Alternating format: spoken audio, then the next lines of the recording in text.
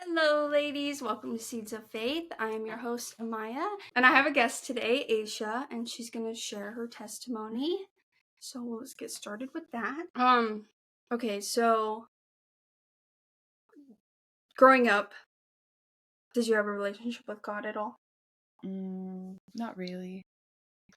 Did you ever have like a want to, or did you just not really care? I had this one friend and she would take me to church quite often.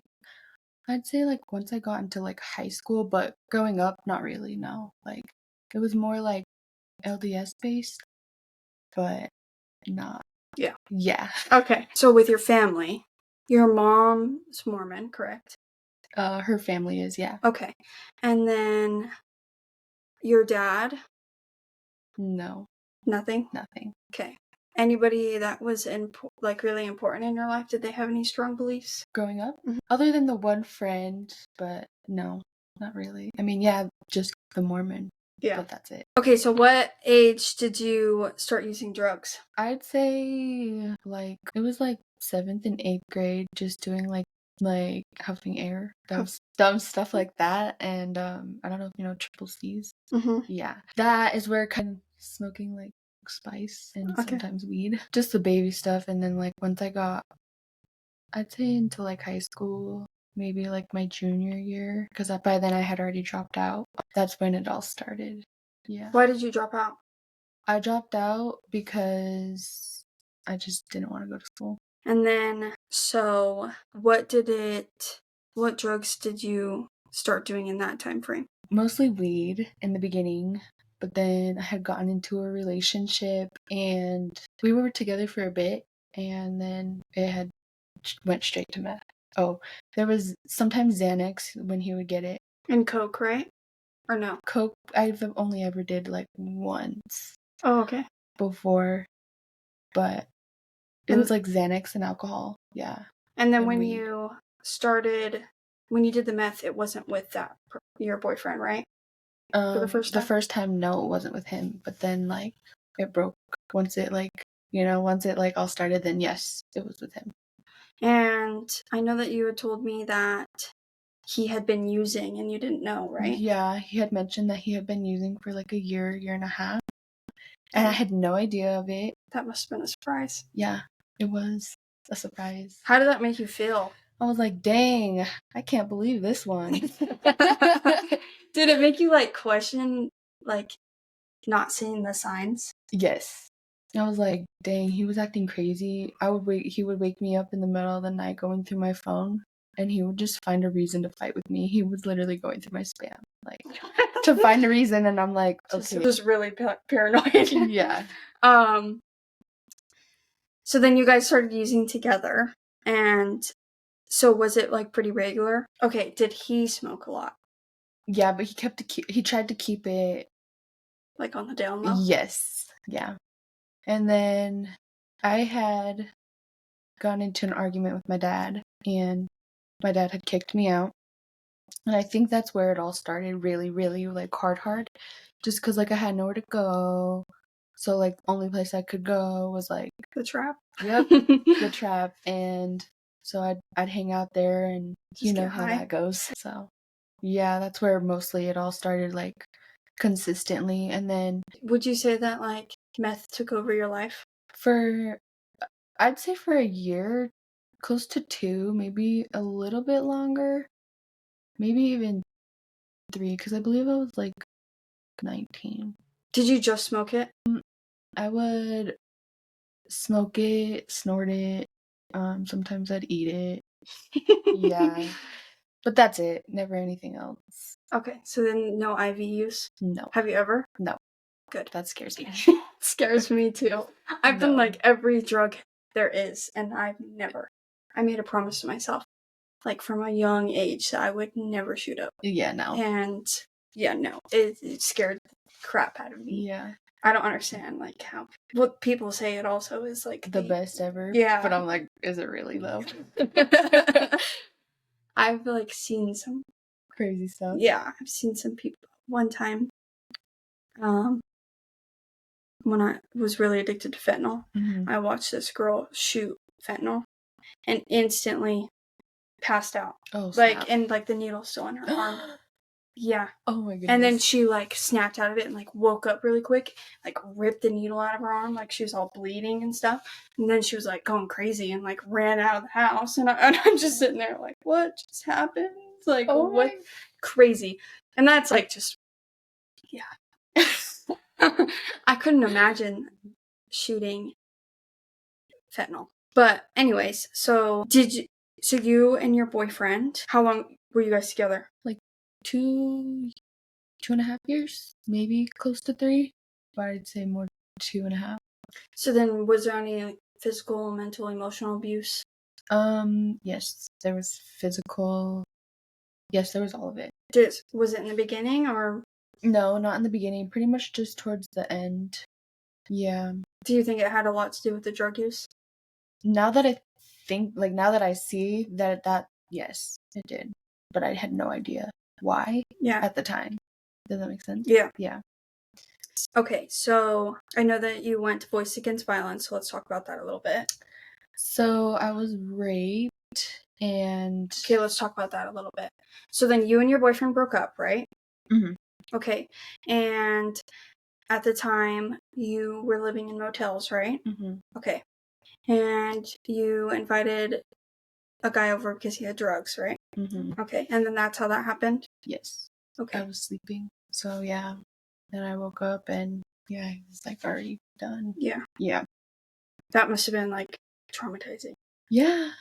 Yeah, well, it was. But no. Yeah. But I feel like that is such a hard thing as a woman to go through. Not that it's not hard for a man, but it's really sticks with you. So then what happened after that?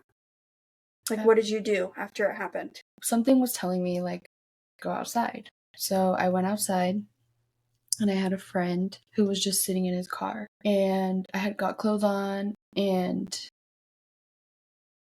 put more clothes because it was fall. So it's chilly outside? Yeah. And if I remember correctly, girl, I don't even remember half of the things. But I feel that. Oh my gosh, it's so horrible. Yeah. My memory is so shot when it comes to that type of stuff. Mm-hmm. I just don't remember nothing. They're do you remember that? You could tell me, but I really don't remember. Yeah. I thank God that I don't remember so much stuff when it comes to my life. Just because I feel like a lot of us forget things that are really traumatic in our life, so our brain blocks it out. I'm so thankful. I think it's easier that way to handle it. Yeah. As much as we should not avoid it, it's easier for us to just forget. Mm-hmm. Yeah. It's crazy because I had so when I was 12, I was raped by someone who was 18, by my best friend's cousin, right? And it happened for a month straight. And he not only raped me, but raped my best friend and made each of us watch. I don't remember any of it. Literally didn't even remember this even happened to me. I had just turned 16 and the police had literally called me. And I didn't recognize the number. I'm like, what the heck? And I had answered. And then obviously they were asking if it was me. And I'm like, yeah. I'm thinking I'm in trouble or something. I'm like, what the heck? And they had told me that my best friend at that time tried to kill herself. Because of that? And because she remembered all of it. And they charged him and they were trying to get me to testify. And I'm like, I don't remember this even happening to me. To the point where I was kind of in denial. You know what I'm saying? Because I was like, I don't remember it. It didn't happen. But so I didn't testify because what am I supposed to say if I don't remember, Yeah, on the spot. Yeah. Mm-hmm. So I had ended up not testifying, and I had actually went and talked to her because I was like, I don't remember any of this. So I went to her house and I had talked to her about it, and she told me everything. And even with her telling me everything, I still to this day don't remember. I had gotten into therapy and I had told my therapist I want to remember. How do I remember this? And she convinced me no, you don't want to remember that. Obviously your brain is shutting it out for a reason. Yeah, and she's and that's gonna revisiting that and being at such a young age that when it happened, she's like, you don't want to do that. So I didn't. But like, I've been raped in other situations too. And that a lot of those times, like, I know it happened, but I don't like remember fully it happening. Does that make sense? Yeah. So you said you still don't remember? It's crazy that I like know about it, but I can't. I don't. So it happened during a summer. I don't remember that whole summer. Nothing. Were you using at the time? Mm-mm. You were still, and she wasn't, right? Yep. I don't remember any of it. I had just moved to Idaho, and we had bought a house, or we rented a house, and it was my neighbor, and so we became friends. And I like basically spent that whole summer at her house, I guess. Like never went home, just basically lived at her house that summer. It was literally across the street, like, and I remember nothing from that summer. I think I remember like just little bits and pieces, but when I try to think about it all together, like nothing. Absolutely nothing. Or like my mom had asked me like about a memory of that. I'm like, that didn't happen. She's like, no, it did. Like, you don't remember? I'm like, I don't remember anything from that summer. The whole summer of my life. Dang. But anyways. I feel like I would want to remember that though. I know. Yeah. I was like, I had a really hard time with that, honestly. Like, because when I got into therapy, so I'd been in therapy for like as a child because my mom was in an abusive relationship for forever. And I ended up stopped going to therapy because my therapist had breached confidentiality. So it had made my home life worse, like the abuse at home even worse because my therapist had told my stepdad everything that I was saying. Wow. So I stopped going to therapy. I was like, I will never go to therapy again. Like, nope. So I refused to go after that. But once I got into drug court, I had to go to therapy. Like, it's something that they enforce. And at first, like, I even told her, I was like, I don't trust therapists. Like, this is what happened to me. And, like, I'm not going to talk to you. And she's like, okay. But then, like, slowly every week, like, I'm so thankful for her. Like, it made me, it truly changed, like, my perspective when it came to therapists because you just obviously need to find the right one. But anyways, that's something I struggled with for so long is because I would tell her, I'm like, I have this need to remember what happened. Like I said, she convinced me not to, but still I like question it all the time. Like, dang. So how did you feel when your friend came and told you that, or the cops came or called you? I was in shock. I was like yelling at my mom because I lived in like the basement of the house, and I was like yelling at her because I don't know, even at 16 I knew like I probably should have a parent even if it's over the phone or whatever, and I like was in such shock. I'm like not knowing anything, you know? Yeah. I'm like, what are you talking about? No, like this didn't happen. So anyway, so my mom like came down and she was like flabbergasted. She's like, what? No, she's like, my baby, no, this didn't happen. And then she's like, you did stay like the summer there though. And so yeah, I don't know. It was really crazy for my mom. Like I think that traumatized her in like her own way, you know what I'm saying? Right. But for me, like I said, I was in denial. Like there was a long period. I didn't go and see that friend for like a few months after. Like because I was like, that didn't happen. It just didn't happen. That wouldn't happen to me, you know? And she ended up testifying, right? Yep. And he went to prison. Okay, good. Yeah. Yeah, that's fair. Dang, at least she did something about it, you know? But it was because literally she told nobody. It was because she had attempted to kill herself 3 different times. And finally, like, they got her into therapy. And it, like, came out in therapy. And because when you talk about that kind of stuff in therapy, like, your therapist has, like, the option to, like, tell authorities if it, you know what I'm saying? Mm-hmm. Because she was underage. Right. So the therapist, like, told her mom. And then it was her own cousin. It was her own cousin that did it. Like, family, blood family. So, yeah, that's the only reason why it came out, is because she was, like, struggling so much mentally and, like, tried to kill herself so many times. But she's doing good, right? Yeah. No? From what Okay. I know, I honestly haven't reached out to her. Like, I don't even have her on social media. But from what I last heard, she was doing good. That's good. Yeah. I hope. Yeah. But anyways, okay, so then you had that feeling to go outside, so you went outside. So I went outside and a friend of mine was sitting out there. I don't know what exactly he was doing. But then I went up to him and I was like, hey, like, I need to tell you something. And he's like, okay. I'm like, you're going to think this is crazy. He's like, what? I'm like, so I was just raped.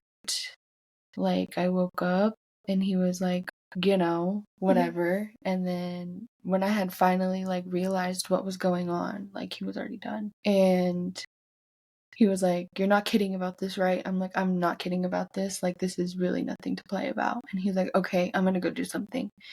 And he went upstairs and he just beat the crap out of this guy. And before I knew it, I think the neighbors to the like motel had heard and they were like, we're gonna call the cops. So we heard cops and we instantly just like tried packing up our stuff and dipped. Yeah. Mhm.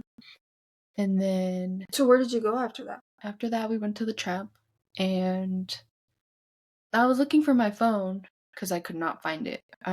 Like, I was in such a rush trying to gather everything up that I was like, where did I put my phone? Where did I put my phone? So I was going through my stuff inside and I still couldn't find it. And then I was like, I'm gonna go look in the truck. So I went to go look in the truck and there was a car sitting next to the truck and it was the ex-boyfriend, his best friend, the guy that raped me, and another girl.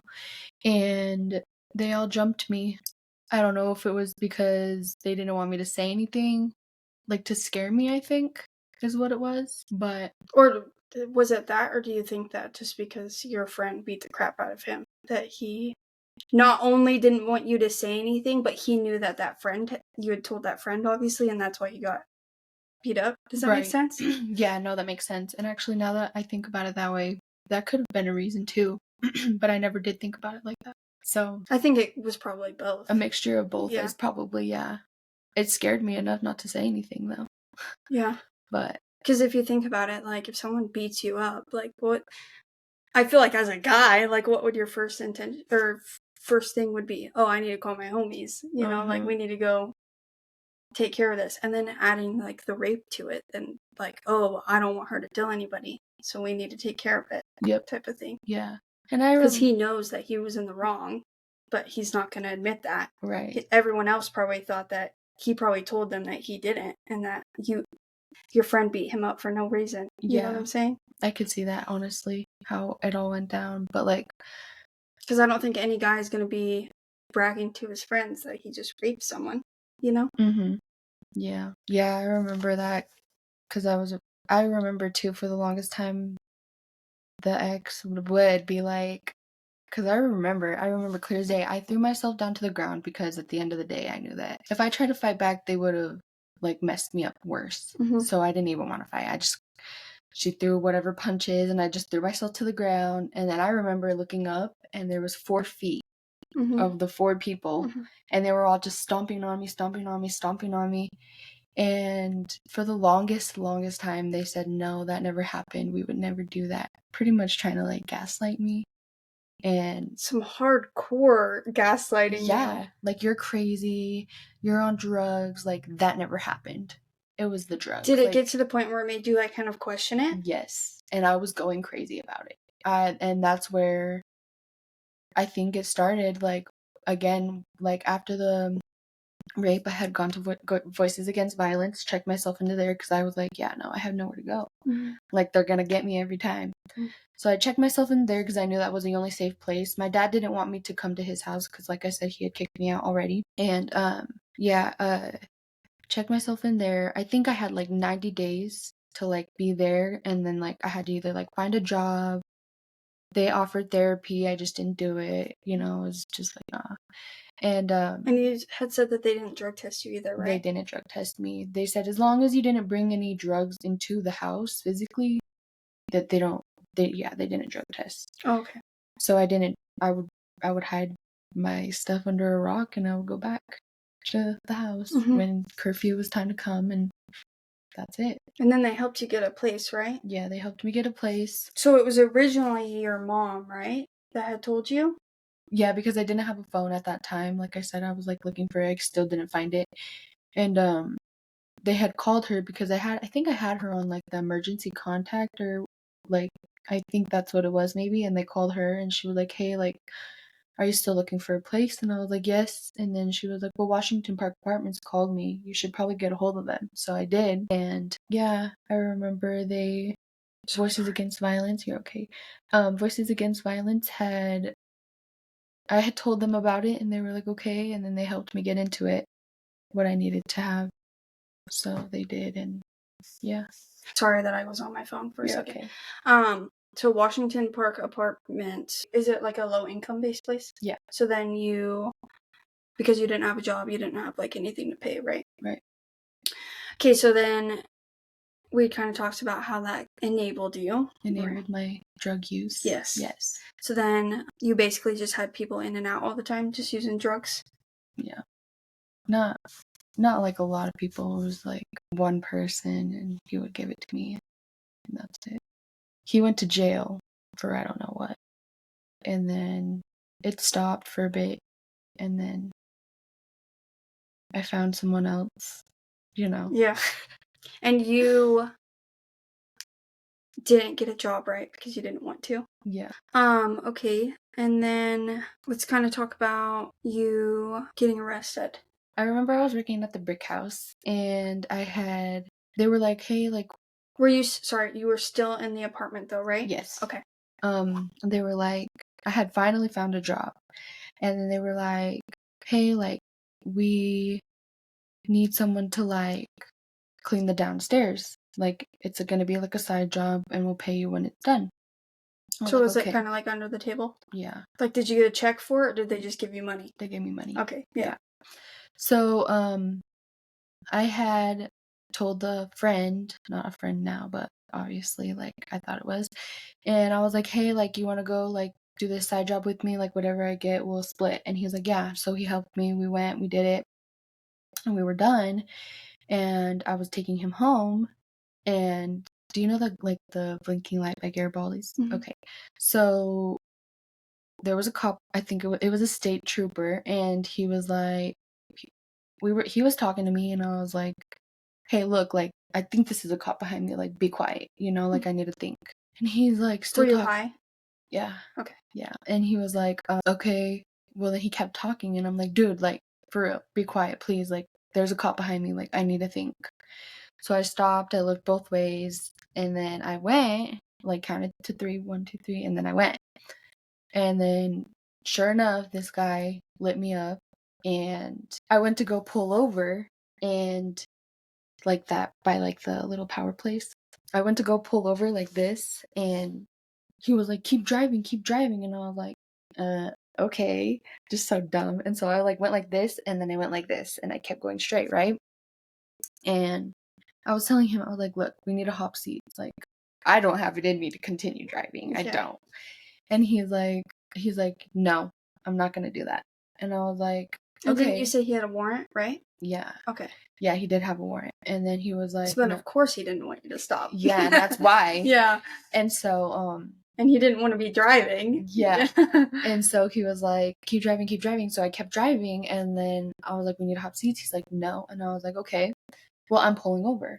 And he's like, "Okay, pull over." So I pulled over to Jefferson Street, and there's like a little fence line, and I remember I stopped like right at the edge of the fence line. And before I knew it, I looked over, and he had already jumped out and took off running. Left me there. And the cop didn't go after him at The all? cop did not do anything. The cop had his gun drawn, and he's like, "Put your hands where I can see him." And I'm like, "Okay." So I put him up, and yeah, like he didn't go chasing after him. The guy had left drugs under his seat. Like, there was like a Crown Royal bag, and he had left it under his seat. Yeah, and why wouldn't he take the drugs if he's with gonna him if run? he's gonna leave. Yeah. Exactly. That's what I was thinking too. But Like, did he want you to get caught up with I it? have no If idea. I was back when I used drugs, I would be grabbing that. I wouldn't be leaving it. I'd be wanting it. Like, are you kidding me? Yeah. I don't know what he was thinking. I don't even know what kind of drugs were in there. But I know that there was like a pipe of something. I'm not exactly sure of what. Because by then I was already like handcuffed and put on the curb. But So then what were they trying to charge you with? Eluding? they were trying to charge me with the stuff that was under the seat. And I was like, look, possession is 9/10 of the law, first of all. You can't charge me with that because the car is not in my name. It wasn't. It was a friend's. I was borrowing it for the night. And the reason why he had pulled me over to begin with supposedly was because the tags were expired. So, Were they though? Do you know? I don't know. Oh, okay. I don't even know. Yeah, I just know that the car got towed and stuff, but it was just crazy. But yeah, he took off. The guy took off and left me. They were trying to charge me with those drugs, and I was like, you can't do that. Like, you should have chased that. I should have said this, but I was like, you should have did your job. Yeah. And you should have chased homeboy, whoever it was. Like, obviously they're running for a reason. Yes. If I'm staying here, obviously I'm doing what I'm supposed to do. Like, go after him. Yeah, and I think when I was like, you should have did your job, that made him mad. He was like, okay, like, that's it. You're going to jail. And didn't he bring in, was there another cop here by this time? Yeah, there was another cop. I was sitting there, and then the one cop came up, was talking to me, like, what's going on, told him what's going on. I was like, can I get my blanket? He was like, no. So Because it was cold outside, right? Yeah. And he was like no. Then the one cop was going through the car, and then I was like, I'm gonna go get my blanket. So I got up, grabbed it, and then when he was searching, he got mad. The one cop that was searching got mad, and he was like, what are you doing? Like, I was like, I'm getting my blanket. It's cold. You're making me sit in this cold. So I grabbed my blanket, and then I asked the one cop, because the cop that was in the car grabbed me by my arm and like came and sat me back down on the curb. And I looked at the cop, like the other cop that was standing there. I was like, can you like wrap this like around me? And he's like, yeah, I can do that for you. So he did. Seemed like the other cop was pretty nice. Nice. Yeah. He was. And yeah, he had came up to me. He's like, I had told him he needed to do his job, and that's what pissed him off. And then he took me to the car, and I knew I was going to jail. So I sat there for a weekend. I think my tia bailed me out. And then I was trying to fight it. I don't know why. I think it was the drugs again. I was trying to fight it, even though I did elude, because they had came back to me with a misdemeanor eluding, which is, I'll take the misdemeanor over a felony any day. Yeah. So I was like, okay, fine. Like, this is reasonable. I'll take it. I did do it. At the end of the day, I did do it. So when you were bailed out, were you supposed to do like court compliance or anything? They never had mentioned anything to me. I think they just told me that I needed to show up for my court date, and I didn't. I got a warrant for my arrest, so I was on the run for a couple months. And you were still using, right? Yeah. And were you living in your apartment at that time? Mm-hmm. And they didn't ever come to the apartment to try? They didn't know that I had that apartment. On my ID, they have my dad's address. Oh. That's my mailing address. Okay. So I knew that I had the warrant, and I had told my dad, I was like, hey, Dad, like, I have a warrant. Your address is on the warrant. And I finally was just like, I just need to turn myself in. So. Did you have, like, any reason to why you did that? Why I turned yourself in?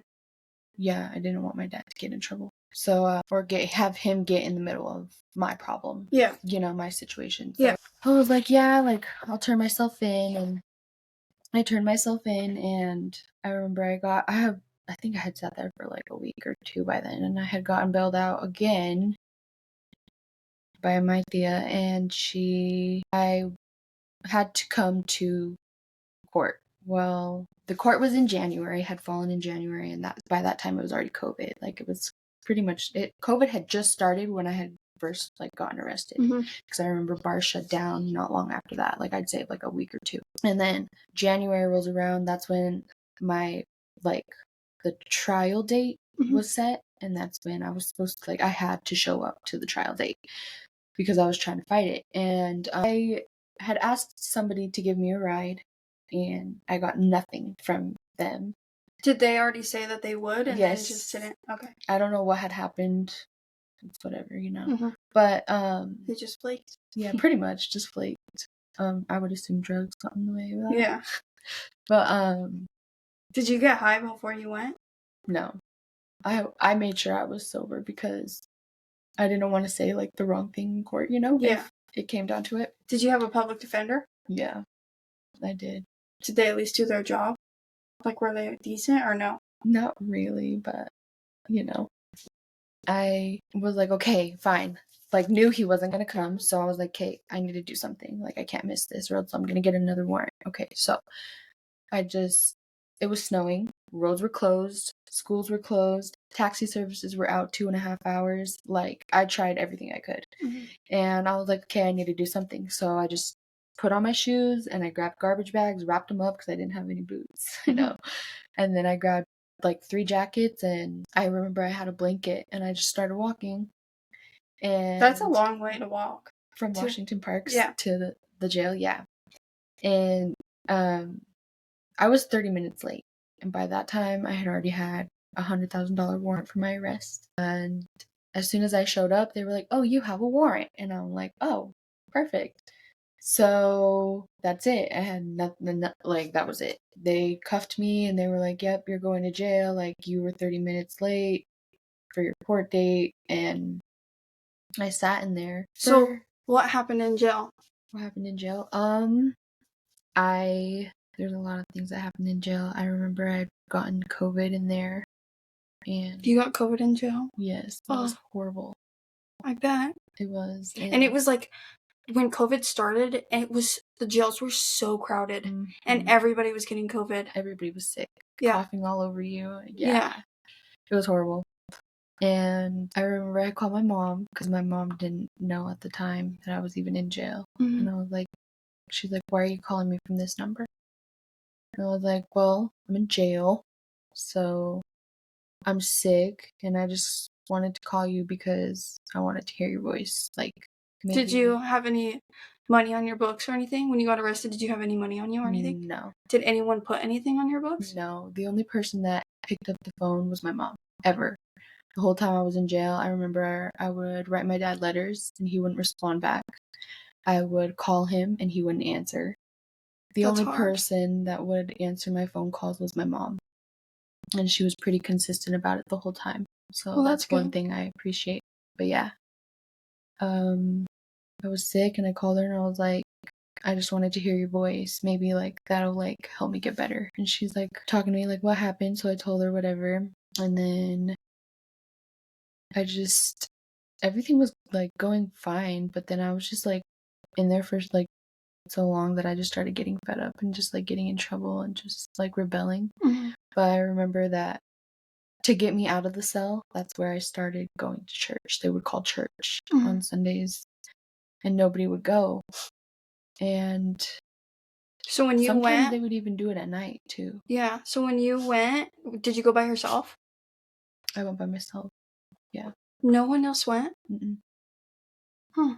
And they were like, "Is this your first time being in a church?" And yeah, we, yeah. And then Did it make you feel better when you went? it made me feel better. Yeah. I felt like I had someone to talk to that wasn't all drama. You Yeah. know what I mean? Because that's all it was in there. Yeah. Um, Someone with a clear mind. yeah, exactly. And yeah, it wasn't. They had given me like a little mini Bible, but I remember I had asked them like, "When are you guys coming next?" And they said, "Next time we're gonna be here on Sunday." I had told them I was like, "I want my own Bible," like, because you know you go to the rec room and all the Bibles in there are like Messed up. and ugly and Wrote in and yeah, and just teared and yeah. And I was like, "I want my own," and they were like, "Okay." So I had to wait a little longer because they didn't have them on them. I finally went again, and they had finally given me my own Bible. And did that make you feel good? it did, and I think I had went with another girl I had, like, built a relationship with, I can't Mhm. remember. So I know that you went to church to get out of the cell, but like did you feel a need to go other than that or no? In the beginning, no, not really. I think it was just to get me out of there. Did that change like over time or no? Yes, it did. I just had never really, like, connected with him on any level. And then I remember when I first got my Bible, they were like, "Can we write your name?" I think there's like a spot in it where they write your name and the Mhm. date or something like that. Yeah. and they had done that, and I think they were like, have you ever been saved? And I was like, no. They were like, do you want to? And I was like, yes, I do. And so I think she said like a prayer for me, and I think that's where it all kind of started. When you got saved, how did that make you feel? It made me feel like there was just like a weight, like that was just like sitting on me, but then like when I did, like it was just like gone. Like I just was like, I remember I was just like, Could take a deep breath. Yeah. and then I started crying because I was like, dang, like that was a freaking big weight. Did you like feel God's presence? Like on my shoulder, kind of in the back a little bit. Yeah. Did it like give you goosebumps or anything? I was cold. Yeah. Yeah. That's how I get every time I feel him. Yeah. I get goosebumps and I get freezing. I think, I was just like, I don't know if, I just got cold like instantly, but I felt so like relieved. Yeah. So was that you would say an important part of your life right there, or no? That's where it started with God, yeah. And then I know that when you got out of jail, you had started going to church, right? Got out of jail and I was living back in Twin for a bit, and then I was like, no, like I need to go somewhere else. Like this is what got me in trouble. So I went and lived with my mom, and I remember my little sister, I told her, I was like, we should go to church. I remember my mom, like when I had gotten out, because I would send her letters, and I was like, can you please send me pictures of like you and the girls, And so she did, but I remember they got rejected. Aww. Yeah, but I had that happen to me. it was horrible. I'm like, dang, this is the only thing I was looking for. That Yeah. sucks. But I started going to church with my little sister, and I bet that felt good that she wanted to go with you. yeah, I was surprised, honestly, but she's like, let's go, sis. And I'm like, okay. So I went and picked her up, and we went, and then, yeah. So how was that experience? It was good. I'm glad that she was willing to make that sacrifice for me, Yeah. Yeah. So during that time, do you feel like going to church made you feel closer to God at least? Yeah, going to church, yeah, it did. I was just like hesitant at first about it when I got out. I was like, because it's new, right? Exactly. I and was it's so hard. timid, and like it was a change I've never done, and doing it by yourself especially was like the worst for me. So I bet it just made it so much better that when your sister went. Yeah, it did. I'm glad that she did, because Would you have gone? I wouldn't. I could admit, I probably wouldn't have gone. Yeah. So It's a big step to it go is, by yourself. especially, and I'm just So thankful. you had told me that you got baptized, right? Yes. I remember I got baptized. It was like, remember I had told you like my friend that would take me to church here and there in my high school years? That's when that happened. Oh, okay. Yeah. So you weren't baptized like recently at all? No. So okay. Yeah. Oh, I thought that you were baptized in Idaho Falls. In Idaho Falls, that's where it was, in the river. Oh. But when you were younger. Yes. This whole time. I forgot to mention that. Yeah, this whole time so I thought sorry. that it was like this last year or whatever, like not very long ago. Yeah. I had never been saved before that though. So I don't even know what that was like up until when I went to jail. Yeah. Yeah. That's crazy. Yeah. But it wasn't often. Like we would go, but it wasn't often. But I remember she would take me to like a bunch of like, there was like a Christian band that came, and that's like a little concert. Yeah. And it was cool. We went to that. So fast forward, what made you reach out to me? So I was going through like my own like personal things, and I was just feeling like so like dark, and I just wasn't feeling myself, And I remember I had called my cousin because he's very strong in his faith, and I was like, where in the Bible should I read, or what should I do, because I'm just not in a good place right now. And he's Were you like, feeling stuck? yeah, I was just like feel like I was just going in circles, Yeah. you know? In a And negative way. yes. And he was like, "Can I call you?" And I was like, "Yeah, you can call me." So he called me and we were talking and I was like, "Where should I start?" Like, I've fallen off and I don't even know where to start. I bet that made him feel good. Yeah. I know that anytime anyone reaches out to me, it makes me feel like, I get so happy. I'm like, yeah! You want to know God? Okay! Like, every time, that's how I feel. Yeah. And we talked and he was like, "Well, what's going on?" And I was like, just telling him, like, I'm just, like, not feeling myself. And But you just had this need to, like, you knew that you needed to reach out. Because me and him had fallen off, so it had been a while, honestly. I would say, like, a year where I just didn't really reach out to God, and something was like, "You need to, like, do something." So, yeah, I had So God was telling you? Yeah. He was putting it on your heart that you needed to come back. Yes. Okay. And, I've reached out to him, and we were talking, my cousin, and he's like, "Can I pray for you?" And I was like, "Yeah." And then I started crying because I was like, "Dang, this is really what I needed." Like, and he was like, he prayed for me, and he was like, "Thank you for, like, reaching out." I remember because me and him have still, like, we've been talking a lot recently. Good. And he is like, I remember just, like, I think it was yesterday, he was like, "Thank you for sharing that with me," because I had mentioned you. Mm-hmm. And he's like, "I can't wait to, like, see it." And I was like, "I'll make sure that when she does post it, I'll, like, show you." Because, yeah, he was the one that got me back. Yeah. Yeah, and then I remember after that, I think it was maybe 2 days after I had seen you had posted something about testimonies, and that's why I reached out. I was like, I need more guidance, like, I need more help. So I reached out because I knew I had texted you prior, and I was, like, asking you, like, how could I find your podcast? And then I was listening to your testimony, and it was a lot of similar things. Like, we had gone through a lot of similar things, so, like, I feel like she could relate to me. Mm-hmm. And honestly, like, me reaching out has done, like, a lot of work. Like, I feel like it healed, like, a piece of my heart that needed to, like, be healed, you know? Oh, you're gonna make me cry. So Oh my gosh. Well, that makes me so happy. I'm like, oh, yeah, sorry. you're okay. Oh my god. Oh, I'm glad that I did, though. I'm so glad that you did. Yeah. God is so good.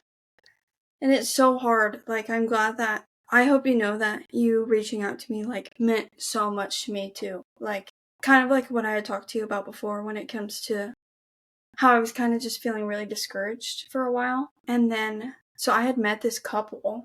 I don't know if I had told you this, but I had met this couple, an older couple. They came into where I was working, and he, like, the husband, like, he was paying, and he's like, "I love your tattoos." And I was like, "Thanks." And he's like, "Well, what do they mean?" And I was, like, telling him, like, "Oh, this one's for bipolar." And then I was like, because they're all mental health, right? My whole arm is, every single one it's for mental health or whatever. So I was explaining each one. And then he was like, "Do you think you're bipolar?" And I said, "Well, I used to. Like, I was diagnosed bipolar, but I said, but things have changed in my life. So, like, no." And he's like, "Do you feel anxiety?" And I'm like, "Don't we all?" And he's like, "Well, you don't have to." And it's crazy because the girl I had on my podcast, that's how I met her. Mm-hmm. It was through them. Okay. So they started coming in and, like, praying for me, and, like, I shared my testimony with them, and they, like, shared their testimony with me and, like, told me what they're doing. And it's crazy because they just travel all over the world and spread the gospel. That's so cool. And they baptize people everywhere. And they had asked me, and they were like, "Hey, like, we know this girl, and she's 16, and, like, she needs some guidance." And they were like, "And we just kind of feel too old to give her that," type of thing. And I was like, "Well, yeah, of course," because I had told them, like, that I had a podcast, and they had listened to it, and they, like, just told me that they loved that for my age, like how strong in my faith I was. And I was like, it took a long time. And so they set up a meeting for me to meet her. And it was crazy to hear her testimony because it's like the exact same, like, well, not her testimony, but like the meeting them part of it. Because they had met her at work, at her work, and they had asked her the same thing, and she had answered the same way I did, like, don't we all? And so they are in Mexico right now, right? So they were like, we're leaving soon, so we want you to meet her, and so that while we're gone, hopefully that you can help her. And I was like, yeah, of course. So they had brought her to my work, and I was really busy that day. Usually, like, I could, like, sit down and talk to them every time they came in, but, like, that day I could, like, barely talk to them, and I felt, like, really bad. But they had given me her number, so I'd, like, reached out to her, and I took her to get coffee because I wanted to hear her actual testimony, and I wanted to learn more about her and get to know her. And then we've, like, built this relationship and started to kind of be there to guide her, and that kind of brought me up in my spirits, It made everything kind of worth it. And I was like, no, God is working in my life. Like, I'm not doing this for nothing. Like, there's a reason why I'm doing this. And he was just kept confirming to me, like, that this is what I need to do. And, like, I just need to wait and have patience and trust in him. So then when you reached out to me, like, I had already been feeling so much better about not only my podcast, but myself, because I feel like since I started the podcast, when I started to get discouraged with the podcast, it kind of was making me discouraged in my faith. Right. Does that make sense? Like, kind of made me question God. Like, when I started the podcast, he had put it on my heart to do it. So then I was like, God, like, you're the one that wanted me to do this, and I feel like I'm getting nowhere, type of thing. So having that happen to me with her, that, like, reassured me that, like, no, that was his answer. Like, no, you're doing this for a reason. So then when you reached out to me, it was like even more confirmation. Does that make sense? Yeah. And then other people have reached out to me too, and it just makes it all worth it. So you reaching out to me, like, made me feel so good. I'm glad, honestly. I'm just glad that you did, because I'm glad that I can. Oh, I just spit. Sorry. I'm just glad that I can be here to, like, help you and to build a relationship. I'm like, I don't have friends. So. Me neither. But the guidance is worth it. Like, yeah, for sure. Because I feel like nowadays it's so hard to find genuine friends and to find someone that has the same, not only beliefs like I had just talked about with you, but kind of like the same lifestyle. Does that make sense? Like the same wants. Like, I don't want to be partying. I don't want to be drinking alcohol or doing drugs. Like, I want to be making memories that are I'm going to remember. Exactly. Yeah. Like, and I feel like not a lot of people these days are like that. And it's always drama filled. Like, every time I've ever had a girlfriend, like, the reason why we end up not being friends anymore is because of some stupid drama. And I'm like, I don't want this. Yeah. So I'm like, I'm at a point in my life where I'm ready to make friends where I don't have to have that. Right. Where we can, like, build each other up, not pull each other down. Yes. Because that's another thing, is, like, being a girl, I feel like other girls, it's just always a competition. And I don't like that. Me either. Oh my gosh, that is, like, horrible for me. Yeah, me too. And I feel like when it comes to like that, like when it comes to situations like that, I feel like you can tell. You can tell if they're being genuine with you, or if there's a competition, you know what I mean? And you can tell, and for sure that's why I'm like, I don't have much friends either, girls. Yeah. So, and I hate that. Like, I don't want to envy someone else. Do you know what I'm saying? Or compare your lives like to theirs. You know what I mean? That's not it. I think just as I've gotten older, and now that I have God and I'm so close to him, he's given me so much wisdom when it comes to this stuff. So now, like, I know what I want, and if you're not gonna fit in that, then I don't need you in my life. Right. But, like, I will be there to support you, like, from far away. I have boundaries now. Yep. That's fair, though. In this world, you have to have them. Like, I'm learning the hard way that how important it is to love your neighbor, because that's a hard one. But I'm learning that, and so I'm to the point now where, like, I'm gonna root for you, even if I don't like you. I'm gonna root for you, like, I'm gonna pray for you, but I'm not gonna continue to surround myself with that. Does that make sense? Right. So, I'm so glad that you reached out and you came, because now we can be bestest friends. Yes. And we can do stuff, and it'll be nice. After reaching out to me and we went to church, how was that for you? It was good. I enjoed it. I know, I wish we hadn't have missed all of the worship. Yes. It's okay. It's okay. But you're coming this week, right? Yeah. Okay. We'll have to get there in time. Okay. Even my boyfriend was upset because when we came in, they were doing the song Amazing Grace. That's his favorite one? Yeah, and he's like, man. I'm like, yeah, that sucked. So, yeah, we'll just have to get there on time because that, like I said, that's my favorite. Did you see me crying? I didn't. I was crying. The last song that we had made it to, by the end of it, I was crying. Like, really? When he started to do the prayer right after she finished singing, yeah, I was crying. Oh, snap. I saw you, like, holding your hand up, getting into it, but... Just because, I don't know, it always gets to me. Every time, like, I feel God's presence so much in that time, and I feel like I feel it more when I have relatable things going on in my life. So if I'm going through something, and then they say it? And they sing, like, about it, then I'm like, I just can't, it's just waterworks. I can't hold it in, like... Yeah. So, you'll probably see me cry at church a lot. It's okay.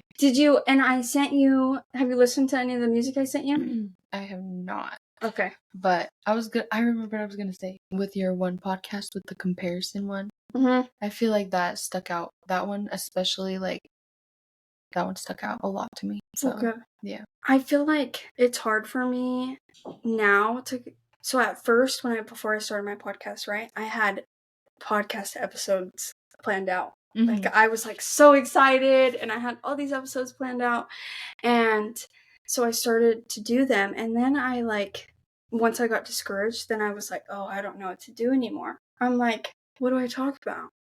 And and I feel like doing a podcast is hard when it's just by yourself. Right.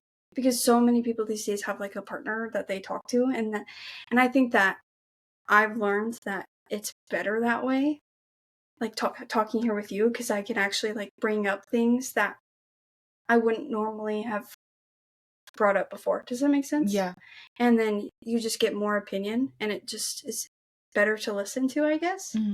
So I want to kind of offer more of that on my podcast, where obviously it'll just be me still for most of the time, but have more interaction. Yes. I feel you.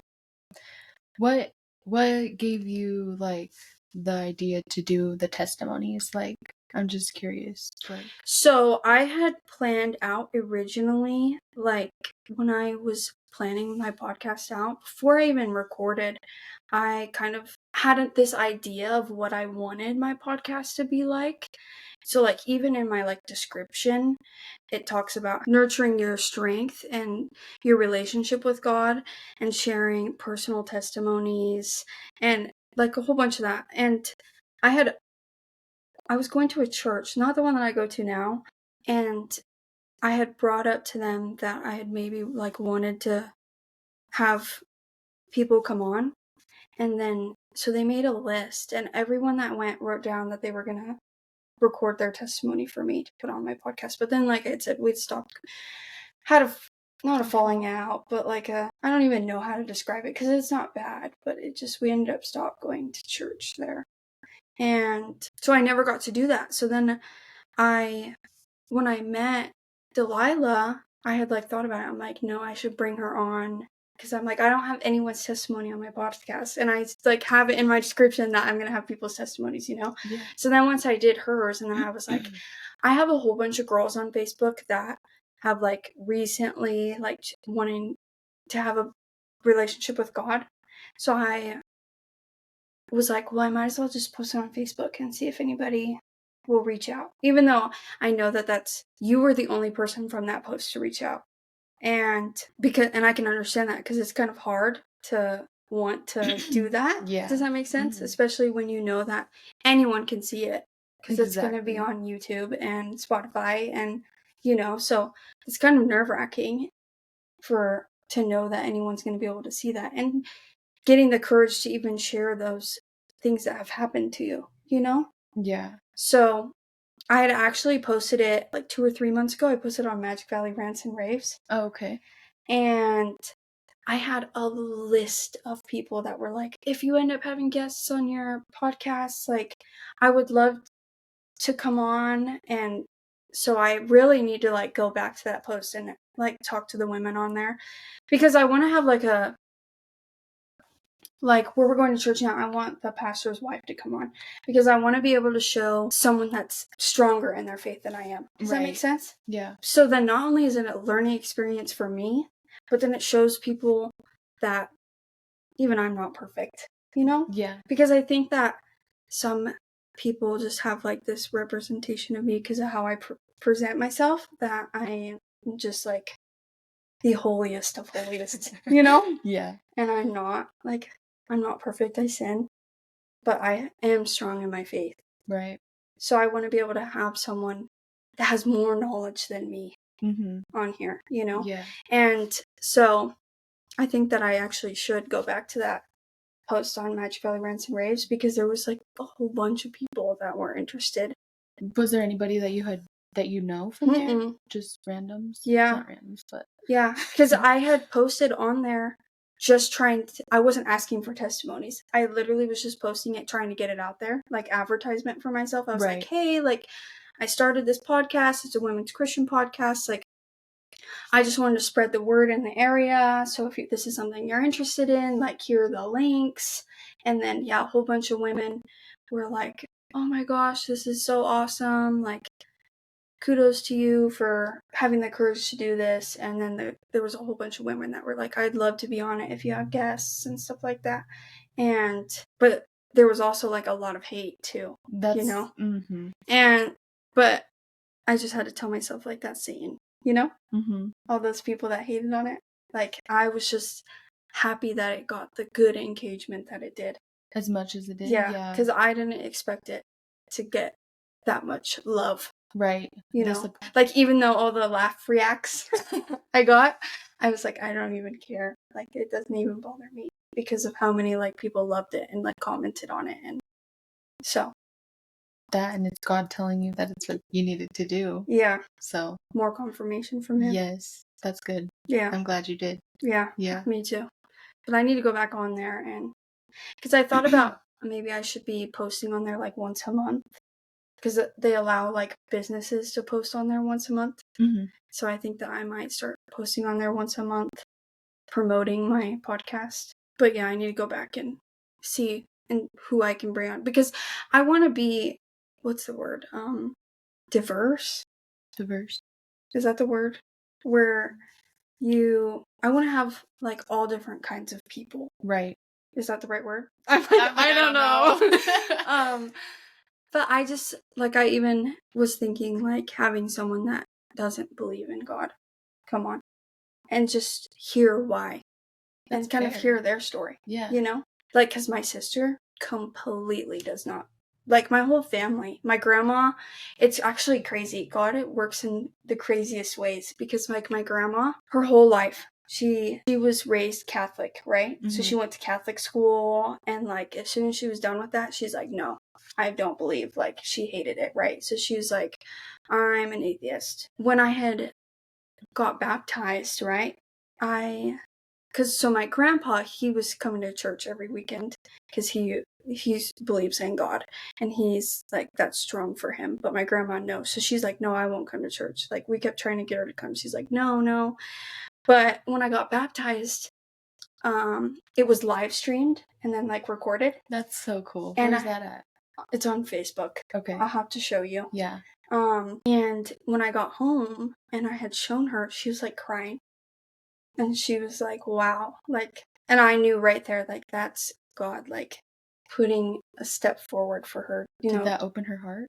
A little bit. She's still, like, it's a work in progress, Yeah. But she watches every episode of my podcast. Okay. Every episode. And my mom, she believes in God, but what she likes to say is she's not religious, she's spiritual. which people have their own beliefs. Yes, exactly. And so she believes in him, but she doesn't have a relationship with him, basically.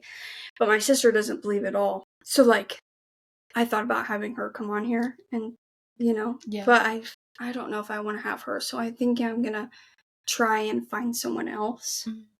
I haven't really worked out the details yet. But like I said, I just want it to have different types of people to show, I don't know, because maybe God will do something crazy for them. Yeah. I think you should do it. I think that'll open more doors for you and help you grow, I think. Because I see people's testimonies all the time about how, like, they're like an ex-witch or like psychic or like stuff like that, and then they come to Jesus, like, or they like worship Satan and stuff like that, and then they like something happens to them, and then they like change and find God, and like just their testimonies, I've listened to them and they're like so crazy, and I'm like, how crazy would that be to have on my podcast? Or like, you never know what's gonna happen, Right. So like having someone like that on here, who knows? God might do some crazy stuff. And yeah, you should do it. I think you should do it. I think that would be really good. And like you said, it would be a learning experience. You could take what you learn and run with that. Yeah. Yeah. Alrighty. I think we're done. Yeah. All right, ladies. I just ask you guys to love like Jesus just a little bit more today and get into that word, as it is so important to read in the Bible, and it helps with your relationship with God so much. Alrighty, I will talk to you guys next time. Bye!